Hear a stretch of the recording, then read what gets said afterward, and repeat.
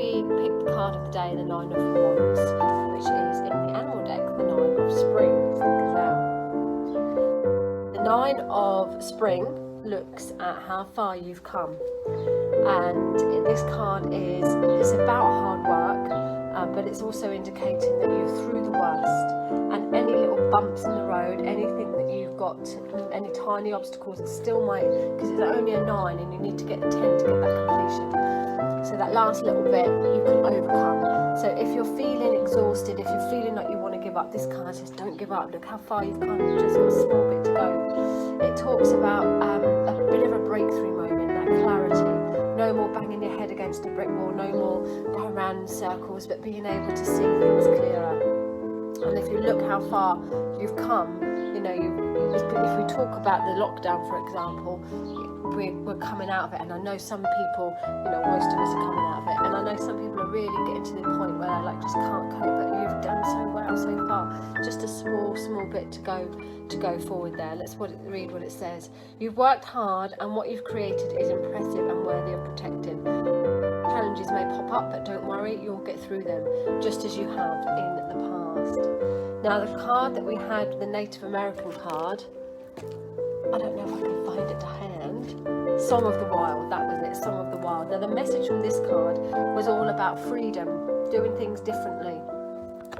And connected, if you blend it with the Gazelle card there, it talks about getting through things and challenges and then being able to embrace new things. The Song of the Wild talks about not doing things how you've always done them, but making a bit of a change. And they say rest is as good as a change, and that's what comes up in this card. Making a fresh start, trying new things, taking a risk, being daring, and spending time in the wilderness.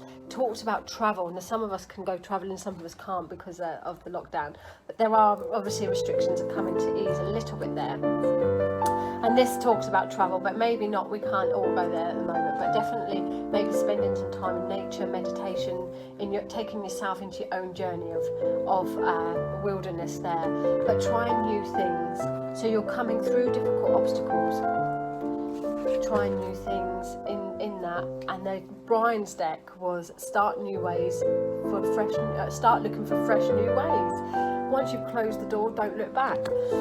So they all go in perfectly. For me, this would be that you're coming to the end of a difficult time. You really are. Keep going, keep focused, and look how far you've come. Don't give up now, and that will create this new vision, new pathway, which just has the support there from not just Brian, but all the spiritual elements around us that indicates one door closes, one door opens, and the journey continues always. So I hope you like those little messages that came today from there. This card can also indicate where there is education and further learning, particularly spiritually. So you might find, Libras, that you've become a lot more awakened over these last couple of months, that you have had an epiphany, or that you're ready to open and develop. You're awake now and you want to join a group or a class and conform to something now.